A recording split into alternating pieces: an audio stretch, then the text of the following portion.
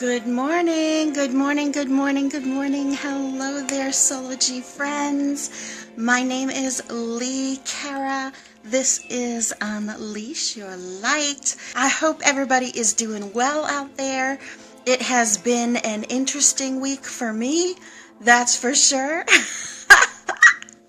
I hope everybody out there is having an interesting week. Sometimes I like to have an interesting week. Sometimes I like to have an uneventful week. So let's just go ahead and jump in. I spoke on Tuesday about what you're saying to yourself, about the conversations that we have with ourselves, what you're saying to yourself in your head, how you're speaking to yourself. Do you believe that you are divine? Do you believe that you are a divine being? And we'll recap that for just like maybe this much, just because it rolls right in to what's coming next, okay? Just because it rolls right in to the topic that we're going to talk about today. So I spoke on Tuesday about the conversations that we have with ourselves, the things that we say to ourselves, the habits we create with our self-talk, and where they come from, why we say them, and do we really believe them? And how can we believe them if we believe that we're divine? Now, if you did not see that show, and you recognize that you have some conversations with yourself where you are not necessarily speaking to yourself in such a way that you would speak to divinity. If you're having a conversation with God, the light, divinity, whatever you like to call that oneness,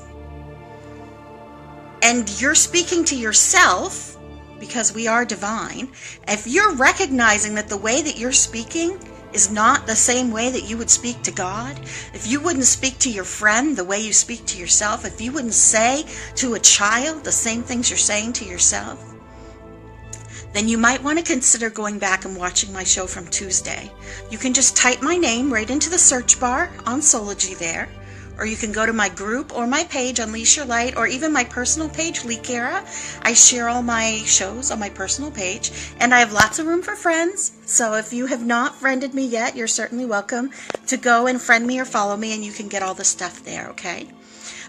Because we don't even realize often that we are having a conversation with ourselves that is very self-destructive.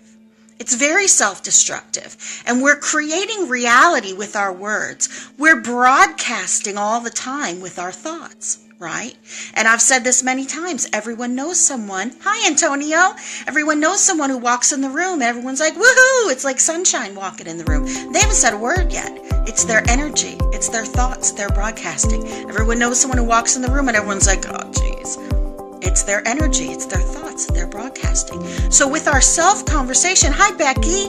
With our self-conversation, we are creating this internal dialogue. We are creating this reality within ourselves, almost like our own personal reality show. And it's like a perspective on the world and a perspective on ourselves, right? And so if we can recognize what it is that we're saying, right? We're paying attention to that. Now think about it. Are you divine? Are you divine? Would you say that to a divine being? If an angel walks up to you tomorrow, would you say to that angel the same things that you say to yourself?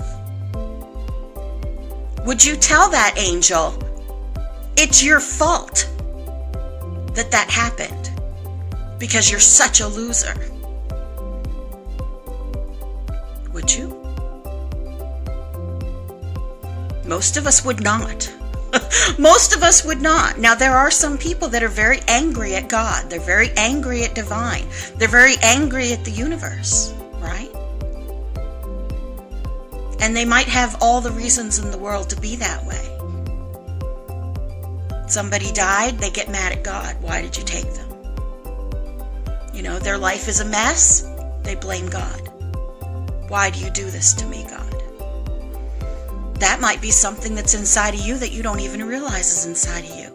That might be part of your blockage as to why you're not moving forward and you don't even realize it. Maybe you feel like you're doing all the spiritual work, you're doing all the forgiveness of your friends, of your family, you're working on yourself. Maybe your fight's with divine. Maybe your fight's with God. And you feel like, I'm doing all this, why aren't I moving forward? That could be one of your problems. Thank you. So today, what I wanted to do is take that same conversation about what we're talking about talking to yourself, these conversations that we have with ourselves, right? When we say things to ourselves, who is listening? Who do you think is listening when you say to yourself, God, you are so messed up. You are so messed up. Or you don't deserve for someone to love you. No wonder they walked out. No wonder you didn't get that promotion. You're messed up. You don't deserve that promotion, right? Who do you think is listening? It's you. You're listening. Your divinity is listening. The universe is listening. And I've said this before. The universe recognizes, aha, this is something that they need to overcome. So the universe doesn't then go, oh, no, you are so wonderful and you are not a loser in any way, shape, or form. Let us show you how fabulous you are. No. What the universe does is the universe then says, okay, if she believes that she is a loser, we will give her 10 situations in which she is a loser to see if she can overcome that obstacle and that belief. Hi, honey. I miss you. See, that's what happens. The universe does not counter your negative thoughts about yourself. The divinity that is listening to you, which is you, the divinity that is listening to you doesn't solve your I'm a loser issues by telling you you're a winner and giving you the lottery. The universe solves your issue by giving you 10 examples of what you are saying that you are, hoping that you will say, no way, I don't believe any of that, and overcome them. And that may seem messed up, but that's the whole point, is for you to overcome them. It's like spoiling a child. If you are a multi-billionaire, and you give your children everything they ask for, then your children grow up and they don't understand the value of money. They think it's normal to own $10,000 shoes and to pay, $25,000 to fly to Aspen for lunch and then fly home. And they don't think anything of that. They don't understand that that $25,000 is what it takes a family an entire year to earn. Okay? But if you, as the parent in the multi-billionaire family, make your child work a regular job where they actually are earning the equivalent of $25,000 a year for a little while, so that they can see how difficult life is, so they can understand the other side of the coin, you see. Good morning, Stephanie. Good morning, Kelly Cal. Then you live that reality for a little while, right? And if you can understand that, then you move forward with a new recognition, right? With new knowledge, with new life experience. This is what the universe does for us. If you said to yourself, this self-conversation, I'm a loser, and you're listening to yourself when you say, I'm a loser, I don't deserve anything, my life sucks, and I'll never be anything. That's exactly what the universe then says, okay, that's what she believes. We want her to overcome that belief because we know that she is divine, and you know that you are divine, right? Are you divine? You are divine. So you know that you are divine, but you are saying, I am a loser who deserves nothing. So the universe gives you a situation which proves you are a loser who deserves nothing.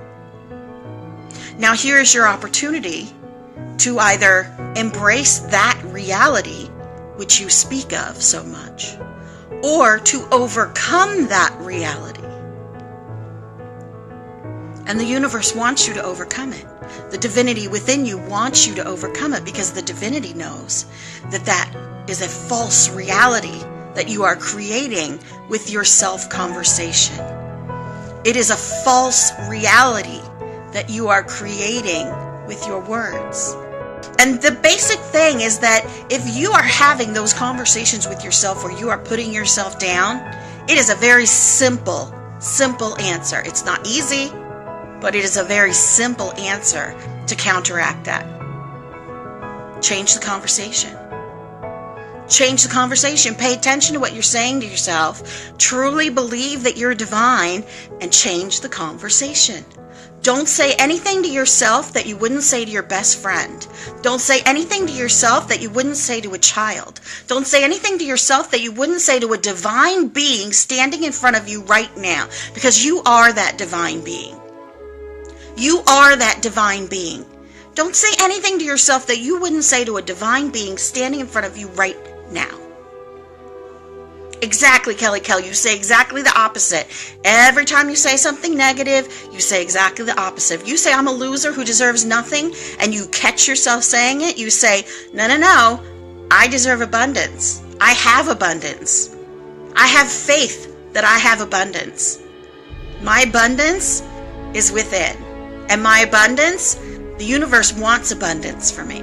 And it is here. My purpose is right there. My purpose is coming to me, and it will be here any moment. My purpose is here, and I am uncovering it every single moment. Try to make everything an action word that is happening right now. If you say, my abundance is out there waiting for me, then it will always be out there waiting for you. Try to make it right here. My abundance is here right now. Hi, Kathleen. Good morning. So that was the show from Tuesday. So we're going to take that and we're going to move it into today. And one of the reasons that we're so hard on ourselves is because, number one, we listen to what other people have said, and we internalize it as our own truths. We listen to the words that other people have said about us, and we make it our own truth. Okay? So you overheard someone saying her hair is ugly. You got to do something with that girl's hair. Maybe you were a little kid and your hair was sticking out 10 ways to Sunday. And you overheard two of your relatives say, you got to do something with that girl's hair. She looks crazy. So now as a little 4-year-old, you think, there's something wrong with my hair. It makes me look like a crazy person. Now you don't really understand that. Okay. And as the time goes by, hi Pamela. Oh, that's a good card, Stephanie. So as the time goes by, you don't even remember overhearing that. But what you hear in your head now is, my hair is so messed up. I hate my hair. I'm crazy. I hate my hair. I'm crazy. Right? And so now, every time someone looks at you sideways, and you're maybe 5 or 6, someone looks at you sideways, oh, they're looking at my hair. There must be something wrong with it. You will find evidence of the belief that you're carrying in your head that there's something wrong with your hair and that you're crazy. Because you have taken the words of someone else and made them your own reality.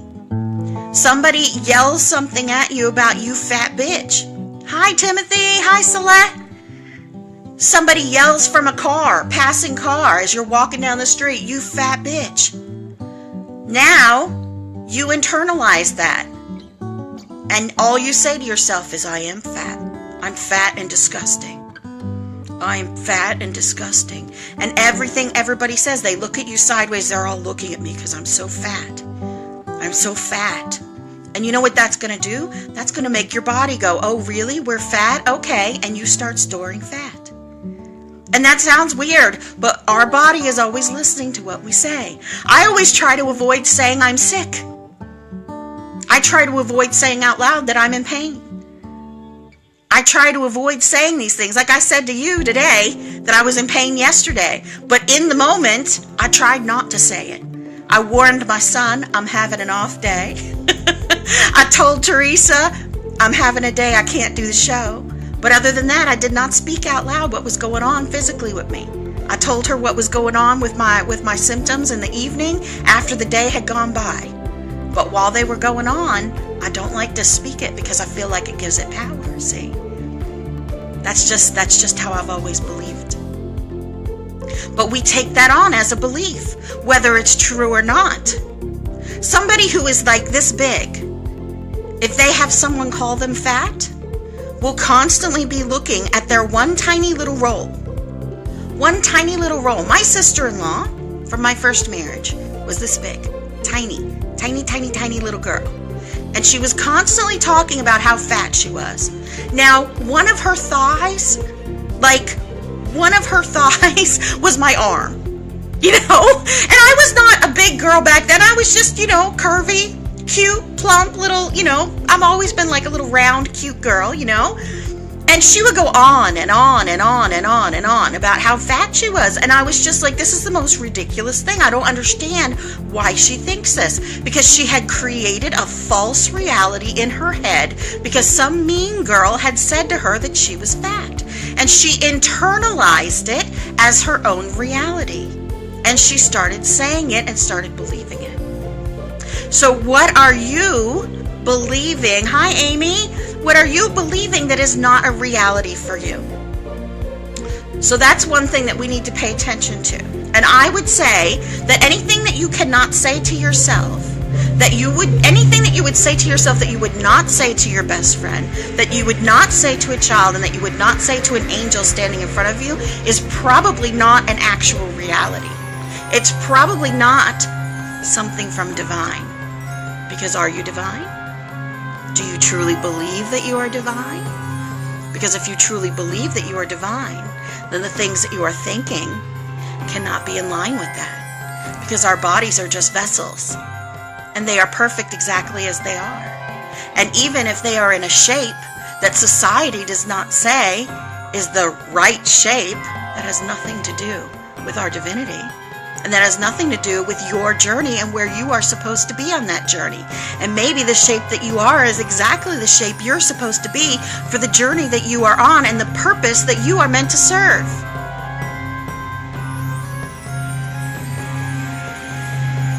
So, one of the reasons that it's so hard for us to regulate our self-talk, hi Elaine, to regulate our self-talk, to figure out what the hell is going on in our brain, is because we were there for every bad thing that we did. Bad. I don't like to say bad thing, good thing, but we do need to use words. I'm not big on semantics, all the fancy, things, all the fancy words and stuff like that. I'm a simple girl. We were there every time that we did something wrong. We were there every time we lied. We were there every time we cheated. We were there every time that we said something that hurt someone's feelings. We were there every time we made a choice that led us down a bad path. And many of us, in fact most of us, choose not to forgive ourselves for that. Many of us choose not to forgive ourselves for the things that we've done wrong in our lives.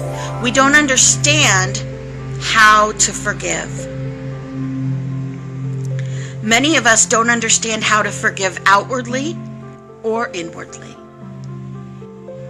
So we're going to start with forgiving outwardly. It's a little bit easier. And then we're going to shift that inwardly. Because forgiving a stranger, forgiving a family member is a little bit easier, and it's easier to explain the concept outwardly, but we're going to take that exact same concept and we're going to turn it inward by the end of the hour, okay? And I am I'm a very simple girl.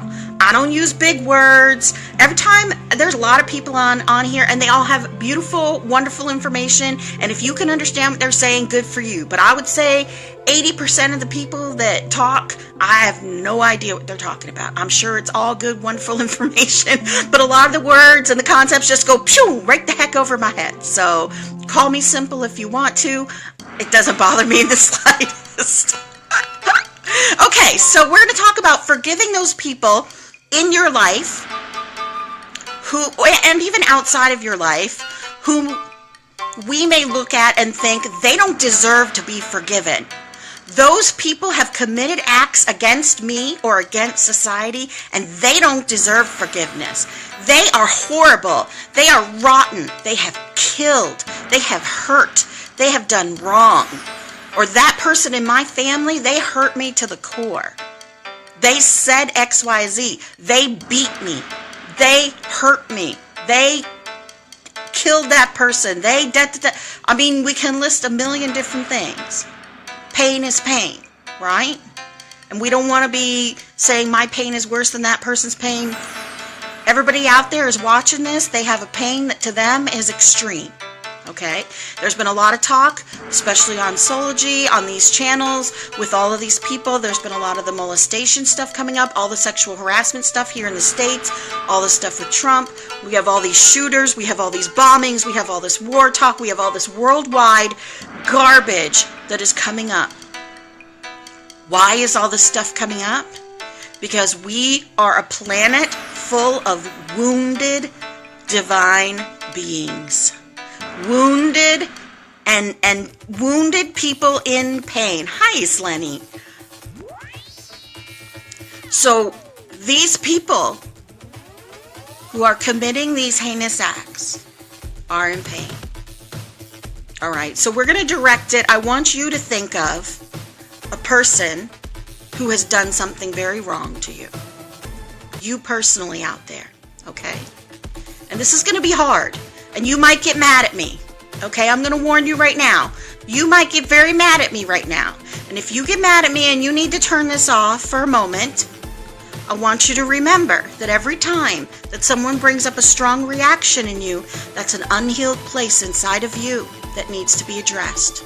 And I want you to come back to this when you're feeling a little bit stronger, when you're feeling a little bit more calm. And when you've looked at that unhealed place and you can come back to it, okay? I'm looking over here because one of my guides is like, tread very gently, my dear. And I'm like, okay, I got you. I hear you. It's one of my new ones. I got a new one because one of my guides had to step out. Okay. I'm going to tell you a story. And I'm going to explain it this way. And I want you to take the advice that I gave him in the same way. And I want you to think about that person in your life who hurt you, the perpetrator, the person who injured you, the person who broke your heart, the person that changed you, scarred you, traumatized you, okay? A friend of mine, one of the women that he loved in his life more than anything, while they were involved, they lived on the streets, they were punks in the 80s and lived on the streets. She was grabbed off the street, dragged into a back alley, and basically gang raped by 2 or 3 men. And found her way back to the abandoned building that they lived in. This was back in the 80s. When we had this conversation, it was about a year ago, and he was in his late 40s. And he had lived his entire life getting into fist fights at the drop of a hat, because he still carried so much rage and so much anger and so much pain and so much just hating the world for what had happened to his friend. And feeling like those people were unforgivable. There was no way to forgive those people ever for what they had done. Ever. And this was the advice that I gave him. And this is the advice that I gave you, that I will give you right now. Every human on this planet is a mortal vessel housing a divine being. Every single mortal on this planet is a vessel housing a divine being. They are born pure and they are born perfect. And each one is on a journey in their life. And each one goes through experiences and pains and traumas that change them. It changes them to their core. It changes them sometimes beyond the recognition of humanity and love and mercy and compassion.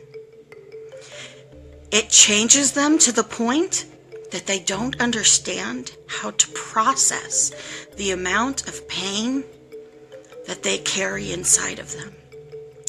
They don't understand how to process the amount of hurt and trauma that they themselves have been put through. And the only thing that they know how to do with that pain that they lived through is to then put it onto others, is to lash out, is to then be the abuser, to be the person who is hurting others, to be the beater, to be the abuser, to be the person who needs to have the power. This is in no way condoning the actions of those who do wrong. But inside of every killer, inside of every abuser, inside of every person who is committing crimes against humanity, against children, is a divine being trapped inside a vessel of pain, trapped inside a whirlwind of suffering, trapped inside a reality that they have created within their own mind, with their own self-talk and their own self-conversations of suffering and hell. And the only way that they understand to get that out is to abuse, is to hurt, is to kill, is to bomb, is to explode, is to shoot. And it's not right. It's never ever the right thing. But they don't know any other way. And as the victim of someone who is in that much pain, when we, as the awakening, because we are always in the process, look back at our abusers, at the ones who have hurt us, at the ones who have put this upon us, we have to look at them through the eyes of empathy. We have to look at them through the eyes of compassion. Even though they are the ones who committed these acts, even though they put this pain upon us, even though they are the ones that were in the wrong, even though they have done this. I'm asking so much for them to keep me calm, because I'm like,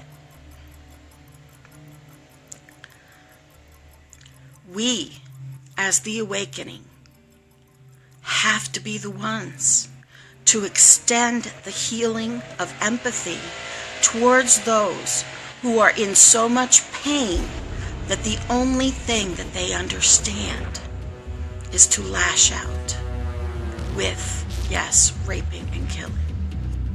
We have to extend the empathy to understand. Empathy is not condoning. Empathy is not saying it's okay what they're doing. But empathy is saying, I understand that you're doing it from pain. I understand that you are wounded. I feel that you are divine and you are wounded. And for that, I offer forgiveness, that you are divine and that you are wounded, and that you are doing this from your own place of heart. Because forgiveness is not about that person. Forgiveness is about you. So when you are forgiving someone who has done a terrible act, when you are forgiving the person who has abused you, when you are forgiving the person who has broken your heart, who has hurt you beyond all, who you think has broken your spirit, it is in the forgiveness of them and the understanding of what they have been through that you are healed. Because it's not about their healing. Their healing is a separate journey from yours. Their forgiveness is not about them. Forgiving them is never, ever, ever about them. Forgiving them is about you. It is about your journey, and it is about healing you. Because they have only broken you if you don't forgive them. They have only gotten to you if you do not forgive them. You're driving the bus. It is your divine spirit. It is your divine journey. Their journey is theirs. You can't heal them. You can't fix them. And your forgiveness does nothing for them. Nothing. Nothing. It does nothing for them. But it does everything for you. It does everything for you. I promise you this. And it may be the most difficult and painful thing that you have to do. And you may have to do it 100 times because you keep backsliding and saying, no, fuck that. I'm not forgiving that person. They don't deserve it. They messed up. They hurt me. They broke me. I've had 50 years of that person, like in my head, doing it to me over and over and over again. I have relived this moment my whole life. I am not forgiving them. Until you forgive them, they will do it to you every day of your life for your entire life. I promise you that. And the way to forgive them is to understand that what they did to you, they did from their own pain. And it had nothing to do with you. It had nothing to do with you in any way, shape, or form. At all. It had everything to do with their journey. And if you believe that we kind of plot out our lives, then it's very possible that you chose to be a part of their journey. Some people don't believe that. Some people do believe that. Some people find comfort in that. That I chose to be a part of that person's journey. Some people don't.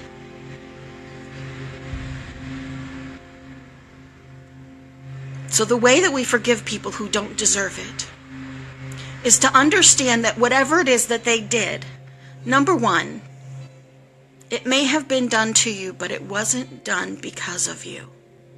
It was done because of them and their own pain. And they lashed out because they don't know any better, because they're in so much pain. I want you to imagine, how much pain does a person have to be in to beat a child? How much pain does a person have to be in to hurt a child? How much pain do you have to be in to take somebody's life? How much trauma did you have to live through to think it's okay to touch someone that way? How much pain? What do you think that person went through as a child themselves? How much of their own power do you think was taken when they were a child? To then think it's okay to do that to somebody else. To then feel like the only way for them to have power is to do it to somebody else. By understanding that, their journey, and having that empathy, you can forgive. And you don't have to forgive. Forgiving them is not saying it's okay what they did. It's just understanding that they're in pain and that they lashed out in pain. They do what they do because they're in pain, and it had nothing to do with me. And no matter how badly you were broken, forgiving them will heal you. Because it is that healing that is your journey. It is that healing that is your journey. Their pain and their suffering and their lashing out, that's their journey. Your forgiveness of what you went through, your forgiveness of them, your figuring that out, that's your journey. Your healing, that's your journey. That's what you need to do in this life. That's what your divinity is crying out for. That's what your divinity is searching for.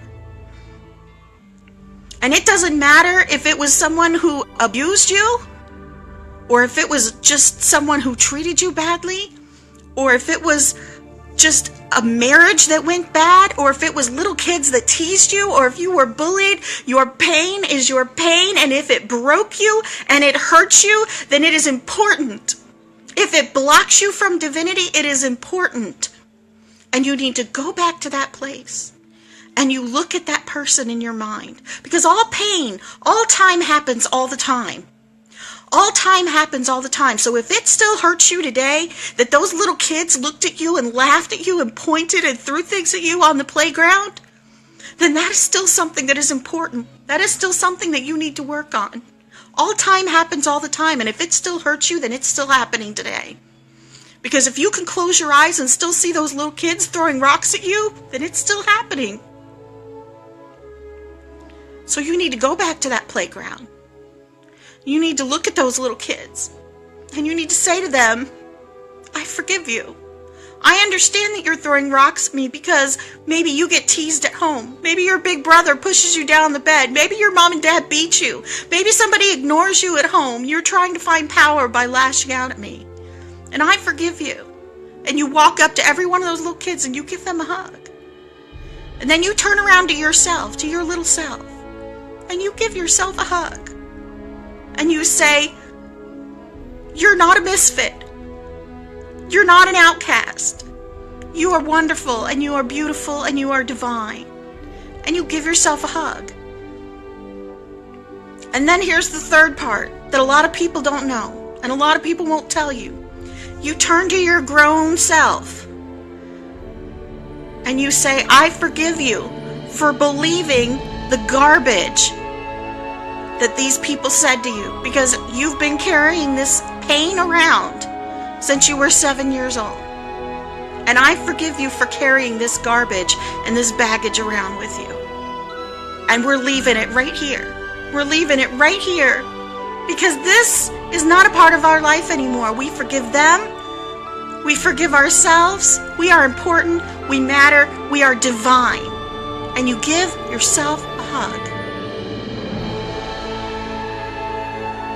You love yourself unconditionally.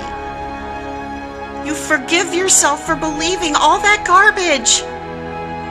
Why do we carry around this stuff with us? It is not necessary in our daily lives to get hit by stones all day long that little 7-year-old kids are throwing at us. It is not necessary to relive the painful parts of our time.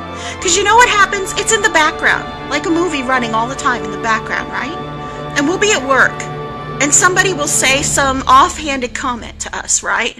Just a little dig. Nothing major, just a little dig, like a joke. And rather than take it as a joke, we take it, boom, to that place where we're standing on the playground and people are throwing rocks at us and telling us what a loser we are. And we take it on 10 when it was meant to be a joke.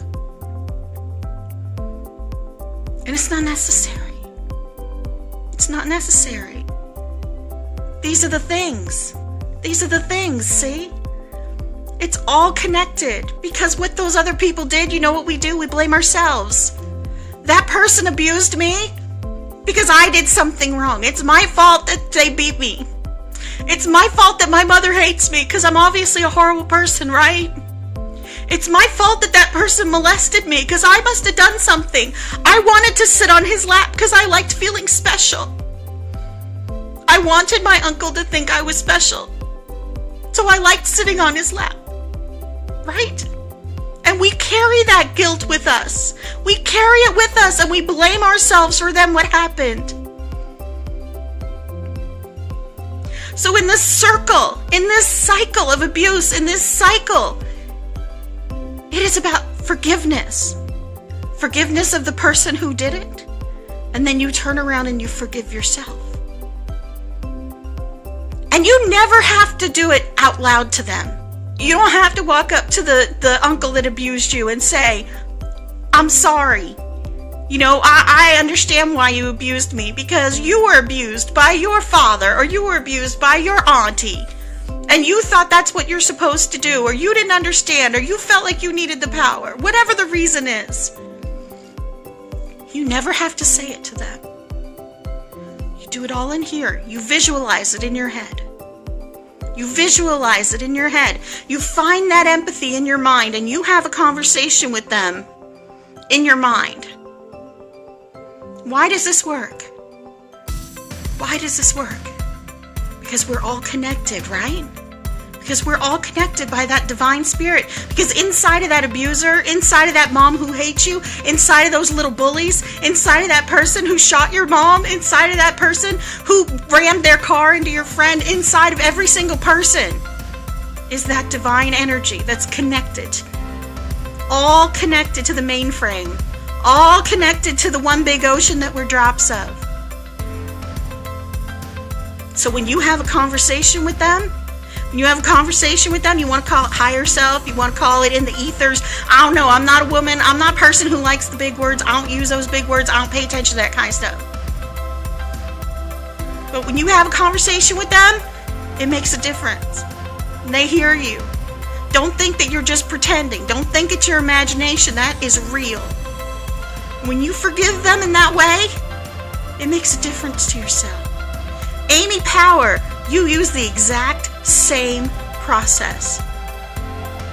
When you look at something that you did wrong, you go right back to that moment where you did something wrong, and you say to yourself, I know I did that wrong, and I did the wrong thing. You admit it to yourself, and you recognize, you use empathy, and you say, I did the wrong thing because I was in pain, and I lashed out, and I did the wrong thing because I didn't know any better, or I did know better, and I wanted to hurt that person because I was in pain.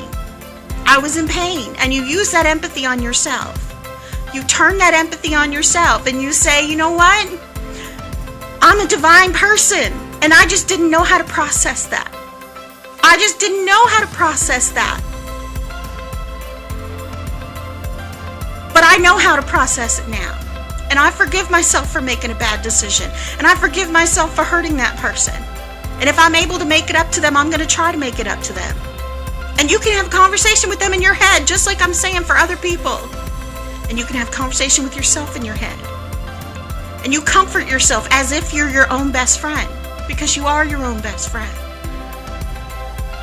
You have conversations with yourself as if you are your own best friend, and you use that empathy on yourself, because the most powerful thing that we have is the unconditional love that we have for ourselves.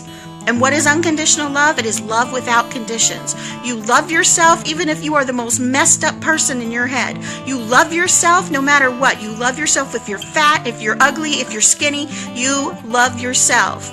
Then you stop hurting yourself. You say nice things, Amy. You correct yourself. You start loving yourself. You change the conversation. And every time you catch yourself being mean, you say something nice. Every time you catch yourself doing something that you know you shouldn't be doing, you correct it. And you might have to do it 1,000,000 times. You have to start thinking of yourself almost as two different people, because you'll have a destructive side and you'll have a side that is loving and kind. And you ask yourself, is this divine? Is this divine to do this destructive thing? You talked about having an eating disorder. I don't know if it's eating too much or if it's not eating enough. I'm a stuffer, okay? When I'm upset, I stuff. I eat. I will eat, and I don't have an off switch. When I am in a point, I eat. I'm a cutter. Not anymore, but I was a cutter. I don't know if there you go. I have scars up and down my arm. I have scars up and down my leg. Until I got my awakening at 43 years old, I was a cutter. And I cut myself to release the pain. And the way that I stopped cutting was every time that I wanted to cut myself, I started saying, I love myself. I would never cut my child. I would never cut my best friend. I would never do this to another person. And I love myself not to do this anymore. I am divine. I am beautiful. I am so loved, whether I believed it or not. Because those negative thoughts are a habit. Amy, you should go back and watch the show from Tuesday because I talk about that a lot. The negative thoughts are a habit. It's like a recording that plays in our head over and over again because we've said it so many times. So it creates what we believe is a reality, but it's really not a reality. It's just what we keep saying over and over again in our heads. You forgive yourself by turning that empathy on yourself. You forgive yourself by turning that unconditional love on ourselves. When we can embody unconditional love towards ourselves, you unlock the power of that divinity inside of you. When you can connect with that divinity inside of you, you will hear clearly your purpose. You will hear clearly the voice of the divine. That's the magic. You will hear the magic. Everybody is searching. Everybody is looking. Everybody's trying to find the answers. The answers are inside of you, and all you need to do is unlock it. And the key is unconditional love for yourself.